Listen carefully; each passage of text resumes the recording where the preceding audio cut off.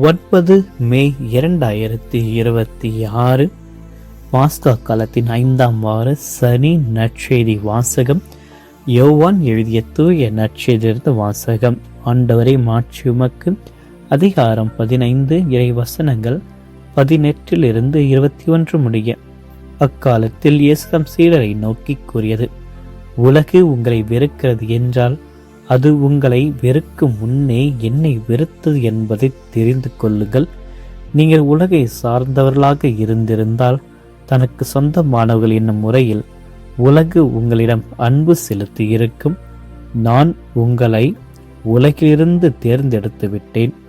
நீங்கள் உலகை சார்ந்தவர்கள் அல்ல, எனவே உலகு உங்களை வெறுக்கிறது.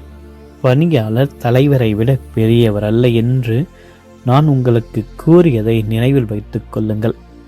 என்னை அவர்கள் துன்புறுத்தினார்கள் என்றால் உங்களையும் துன்புறுத்துவார்கள். என் வார்த்தையை கடைபிடித்திருந்தால் தானே உங்கள் வார்த்தையையும் கடைபிடிப்பார்கள். என் பெயரின் பொருட்டு உங்களை இப்படியெல்லாம் நடத்துவார்கள். ஏனெனில் என்னை அனுப்பியவரை அவர்கள் அறிந்து கொள்ளவில்லை. ஆண்டவரின் அருள்வாக்கு. கிறிஸ்துவே உமக்கு புகழ். இறையேசுவில் பிரியமான அன்பு சகோதர சகோதரிகளே, இன்றைய நாளில் இறைவன் ஒவ்வொருவரையும் நிறைவாக ஆசிர்வதிக்கும்படியாகும். வாரத்தின் இறுதி நாளில் இறைவன் நமக்கு செய்த அனைத்து நன்மைகளுக்கு நன்றி கூறி இன்றைய நாளிலும் இறைவனுடைய ஆசிரியை நாம் பெறுவோம்.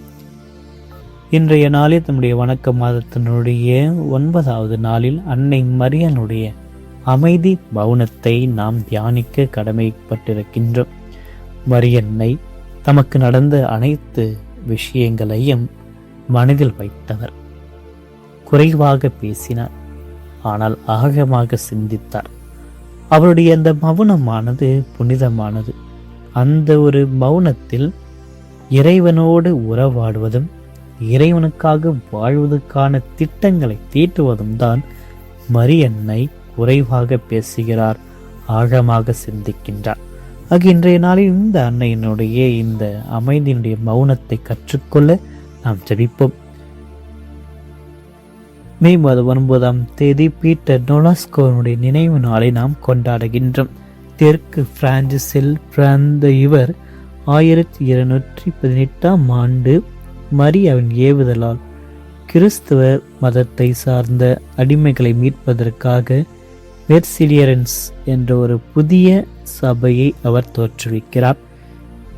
இவருக்கு திருத்தந்தை 8ஆம் அர்பனுடைய திருக்கரத்தால் புனிதர் பட்டமானது கொடுக்கப்பட்டது. இவருடைய பரிந்துரையோடு இந்த நாளை நாம் இறைவனத்தில் எல்லா ஆசீர்வாதத்தை பெற்றுக்கொள்வோம். இன்றைய நற்செய்தி வாசகத்தின் ஒரு பகுதியாக இறைவன் எச்சரிப்பதை நாம் பார்க்கின்றோம். அதே சமயம் அந்த எச்சரிப்பின் வழியாக ஒரு பெரிய ஆறுதலை இறைவன் அளிக்கின்றார். இதுவரை அன்பை பற்றியே பேசிய நம் ஆண்டவர் இயேசு கிறிஸ்து இந்த அன்பிற்காக நாம் கொடுக்கின்ற விலையை பற்றி இன்றைய நற்செய்தியில் பேசுகிறார். உலகம் ஏன் நம்மை பகைக்கிறது? தெளிவான ஒரு விளக்கம். உலகம் உங்களை பகைத்ததா? அது உங்களை விட என்னை முன்பே பகைத்தது என்பதை நாம் அறிந்து கொள்ள வேண்டும். இயேசு அவரை நாம் பின்பற்ற தொடங்குகின்ற பொழுது நம்முடைய குணமும் செயலும் உலக போக்கிற்கு மாறாக அமைகிறது. உலகம் சுயநலத்தை போற்றுகின்ற பொழுது நாம் தியாகத்தை பேசுகிறோம். உலகம் பழிவாங்க துடைக்கின்ற பொழுது நாம் மன்னிப்பை பேசுகிறோம்.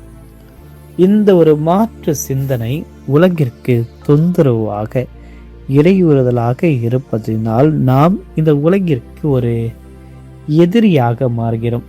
உலகம் காட்டுகின்ற பாதையில் நாம் நடக்காமல் ஆண்டவர் இயேசுடைய பாதை உலகிற்கு சற்று எதிரான ஒரு பார்வை. அதனால்தான் இறைவன் இந்த உலகிற்கு நாம் சொந்தமானவர்கள் இல்லை என்பதை நினைவுபடுத்துகிறார். உலகில்தான் நாம் வாழ்கிறோம், ஆனால் இந்த உலகில் நாம் சொந்தமானவர்கள் அல்ல.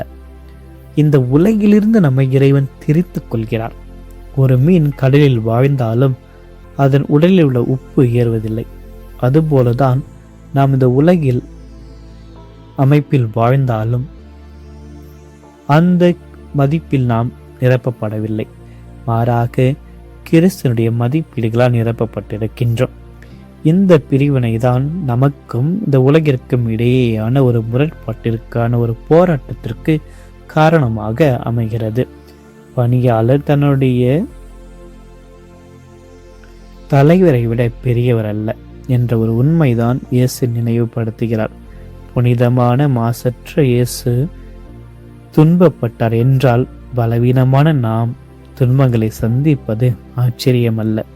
நாம் சந்திக்கின்ற கேலிகள், கிண்டல்கள், புறக்கணிப்புகள் அனைத்தும் நம் கிறிஸ்தவ பாதையில் தான் நடக்கிறோம் என்பதை அடையாளப்படுத்துகிறது. ஆக இது ஒரு தோல்வியினுடைய அடையாளம் அல்ல, நாம் சரியான பாதையில் சென்று கொண்டிருக்கின்ற ஒரு பாதை. ஆக இந்த உலகம் நம்மை துன்பதற்கான காரணம் அவர்கள் இறைவனை இன்னும் அறிந்து கொள்ளவில்லை. அந்த ஒரு அறியாமையினுடைய வேரில் தான் இந்த உலகமாக இருக்கின்றது.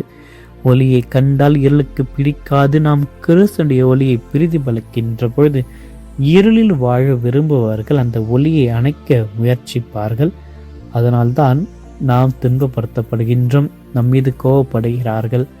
அவர்கள் இறைவனை அறியாத காரணத்தினால் நம்மை பலவிதமான காயத்திற்கும் போராட்டத்திற்கும் உட்படுத்துகிறார்கள். பிரியமானவர்களை, கிறிஸ்தவ வாழ்க்கை என்பது ஒரு மலர் மெத்தை அல்ல, அது ஒரு சிலுவையின் பாதை. அந்த பாதையை நாம் இயேசுடன் நடக்க வேண்டும் என்றால் இந்த உலகம் தருகின்ற அடையாளத்தை தாண்டி நாம் இயேசுனுடைய நண்பர்கள் என்ற ஒரு அங்கீகாரத்தை கொண்டு சோதனைகளை வெல்கின்ற ஒரு பலத்தை பெற்று நாம் சோர்ந்து போகாமல் கிறிஸ்துவுக்கு சொந்தமான என்று மன உறுதியுடன் நாம் முன்வர வேண்டும். பிரச்சனைகளை சந்திக்க வேண்டும், பிரிவினைகளை ஏற்க வேண்டும், வெறுப்புகளை ஒத்துக்க வேண்டும். அவ்வாறு வாழ்கின்ற பொழுது கிறிஸ்துடைய மதிப்பீடு நாம் இணைக்கப்படுவோம். ஆமென். மன்றாடுவோமாக. என்றும் வாழும் எல்லாம் இறைவா, இந்த சனிக்கிழமையுடைய காலை பொழுதற்காக உமக்கு நன்றி கூறுகிறோம். ஒரு வாரத்தின் இறுதி நாட்களுக்குள் நுழையும் இவ்வேளையில் உமது பலத்தினால் எங்கள் ஒவ்வொருவரையும் நிரப்பியலும். உலகம் உங்களை பகைத்ததால் கவலைப்படாதீர்கள் என்று நீர் கூறிய ஆறுதல் மொழியானது என்று எங்களுக்கு துணையாக இருக்கட்டும். ஆண்டு நாங்கள் செல்லுகின்ற இடங்களிலும் செய்யும் பணிகளிலும் உலக போக்கிற்காக அடிமையாகாமல் உம்மை பிரதிபலிக்கின்ற ஒரு பிள்ளைகளாக வாழ எங்களுக்கு அருள் தாரும். எங்களுடைய நம்பிக்கைக்காக நாங்கள் சந்திக்கின்ற சிறு கேலிகளோ புறக்கணிப்புகளோ எங்களை சோர்வடைய செய்யாமல் நாங்கள் உமக்கு சொந்தமானோம் என்பதை அவை எங்களுக்கு நினைவுபடுத்திட இறைவா எங்களுக்கு உதவியாக வாரும். நாங்கள் இன்று செல்கின்ற ஒவ்வொரு நேரத்திலும் உங்களை உலகிலிருந்து தெரிந்து கொண்டேன் என்ற ஒரு வார்த்தை எங்களுக்கு கேட்பதற்கான ஒரு நம்பிக்கை எங்களுக்கு தாரும். நாங்கள் சந்திக்கின்ற ஒவ்வொரு சவால்களையும் எதிர்கொள்கின்ற தேவையான ஞானத்தையும் உண்மையான ஒரு தைரியத்தையும் எங்கள் நாவையும் எங்களுக்கு தாரும். ஆண்டவரை பின்பற்றுவது என்பது எப்பொழுதும் எளிதானது அல்ல என்பதை நாங்கள் உணர்ந்து உலகம் எங்களை பகைக்கின்ற பொழுது அல்லது எங்களுடைய விசுவாசத்தை கேலி செய்கின்ற பொழுது உம்மையும் பகைத்தது என்பதை நாங்கள் நினைவு கூர்ந்து அதில் ஆறுதல் அடைய செய்தலும். நாங்கள் இந்த உலகத்தை சார்ந்தவர்கள் அல்ல, உமக்கு சொந்தமாக என்பதை நாங்கள் உள்ளத்தில் ஆழமாக எங்களுக்கு பதிய செய்தலும். உலகத்தினுடைய போலி புகழ்ச்சிகளுக்காகவும் மனிதனுடைய அங்கீகாரத்திற்காகவும் உம்முடைய சத்தியத்தை நாங்கள் விட்டு கொடுக்காமல் வாழ எங்களுக்கு துணிவை தாரும். எங்களுடைய வாழ்வில் வருகின்ற ஒவ்வொரு சோதனைகளையும் எதிர்ப்புகளையும் சிலுவையினுடைய பாதையில் ஒரு பங்காக ஏற்றுக்கொள்கிற பணியாளன் தன் தலைவருடைய பெரியவன் அல்ல என்று சொல்லின்படி உமக்காக பாடுபடுவதை நாங்கள் ஆசீர்வாதமாக எண்ணி உம்மோடு இணைந்திருப்பதற்கான ஒரு வாய்ப்பாக நாங்கள் பெற்றுக்கொண்டு உம்மை அறியாமல் எங்களை விருப்பவர்களுக்காக துன்புறுத்துவதற்காக நாங்கள் மன்றாடுகிறோம். அவருடைய உள்ளங்களுடைய ஒளியால் மாற்றிய எந்த சூழ்நிலையிலும் நாங்கள் சோர்ந்து போகாமல் அன்பினுடைய சாட்சிகளாக இறுதி வரை நாங்கள் வாழ்ந்து எங்களுக்கு உதவியாக வாரும். ஆண்டவரே, இன்று எங்களுடைய குடும்பத்தின் மீது நீ காட்டுகின்ற மாறாத ஒரு அன்பிற்காக உமக்கு நன்றி கூறுகின்ற வேளையில் உங்கள் கவலைகளை எல்லாம் என்னிடம் ஒப்படைங்க என்று கனிவோடு அழைத்த திருப்பாதத்தில் எங்களுடைய குடும்பத்தினுடைய தனிப்பட்ட கருத்துக்களையும் தேவைகளையும் நாங்கள் சமர்ப்பிக்கின்றோம். ஆண்டவரே, எங்களுடைய உள்ளத்தில் ஆழத்திருக்கின்ற அந்த ஏக்கங்களை நீர் அறிவீர். எங்களுடைய குடும்பத்தினுடைய ஒவ்வொருடைய உடல் மற்றும் உடல் நலத்தை பாதுகாத்தலும், எங்களுடைய தேவையான பொருளாதாரங்களை ஆசிர்வதித்து எங்களுடைய கைகளில் அனைத்தையும் அளித்து ஆசிர்வதிப்பீராக. எங்களுடைய குடும்ப உறுப்பினர்களையே ஒரு மனப்பாட்டையும் விட்டு கொடுக்கின்ற மனப்பக்குவத்தையும் உண்மையான அன்பையும் ஊற்றியலும். கருத்து வேறுபாடுகள் மறைந்து சமாதானம் எங்கள் இல்லத்தில் குடிக்கொள்ளட்டும். எங்களுடைய பிள்ளைகள் எதிர்காலத்தை உடைய கரங்களில் ஒப்படைக்கிறோம். அவர்கள் மொழியில் வளர அருள் புரியும். எங்கள் குடும்பத்திற்கு எதிராக இருக்கின்ற தீய சக்திகள் சூழ்ச்சிகள் இருந்து பொறாமை பார்வைகளில் எங்களை பாதுகாத்தருளும். உமது அன்னையின் வழியாக எங்கள் அனைவரையும் அரவணைத்து உமது அரவணைப்பில் எங்களுடைய இல்லம் எப்பொழுதும் பாதுகாப்பாக இருக்க செய்தருளும். அருளறிந்த மரியே வாழ்க. ஆண்டவரும் உடனே பெண்களுக்கு ஆசிர்வதிக்கப்பட்டவர் நீரே. உடைய திருவயிற்றின் கனியாக இயேசுவும் ஆசிர்வதிக்கப்பட்டவரை.